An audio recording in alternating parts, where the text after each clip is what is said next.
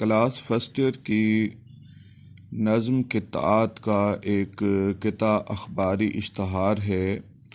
نوکری کے لیے اخبار کے اعلان نہ پڑھ، جان پہچان کی باتیں ہیں کہا مان نہ پڑھ، جن کو ملنی ہو انہیں پہلے ہی مل جاتی ہے، بس دکھاوے ہی کے ہوتے ہیں یہ فرمان نہ پڑھ۔ شاعر نے اس قطعے میں ہمارے نظام سیاست و حکومت کے ایک روگ کی نشاندہی کی ہے۔ اس ناانصافی، بددیانتی، اقربا پروری اور قانون شکنی کو ہر پڑھا لکھا فرد سمجھ سکتا ہے، لیکن تعلیم یافتہ ڈگری ہولڈر اور اعلیٰ فنی مہارت رکھنے والے نوجوان ملازمت کی تلاش میں اشتہارات دیکھتے ہیں تو پر امید ہو جاتے ہیں کہ یہ ملازمت انہیں مل جائے گی، مگر شاعر کے خیال میں یہ ان کی خام خیالی ہے۔ مزاح نگار کا کمال یہ ہوتا ہے کہ قوم کی دکھتی رگ پر ہاتھ رکھا جائے اور بیماری کی نشاندہی کر کے قلم سے ڈاکٹر کے نشتر کا کام لیتا ہے۔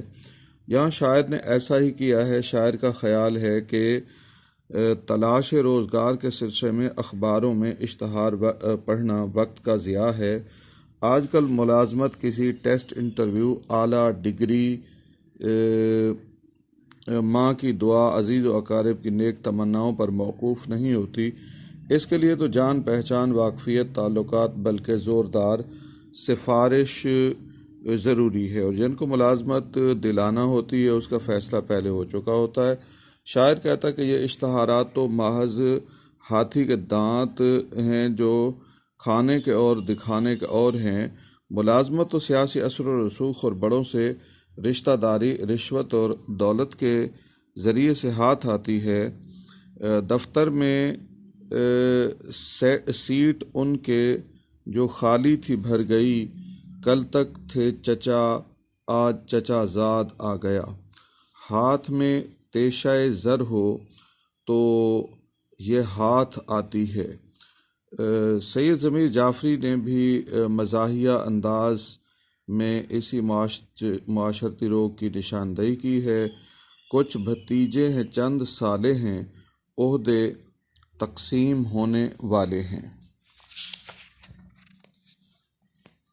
استحقاق یعنی میرٹ کے بجائے سفارش، رشوت، اقربا پروری معاشرے کو کھوکھلا کر دیا ہے، اور ملک کے ذہین اور اعلیٰ تعلیم یافتہ نوجوان بھی مایوسی کا شکار ہیں۔ اگر ان کے والدین ملازمت کے لیے درخواست دینے پر اصرار کریں تو جواب میں بچے کہہ دیتے ہیں ہم کو شاہوں سے عدالت کی توقع تو نہیں، آپ کہتے ہیں تو زنجیر ہلا دیتے ہیں۔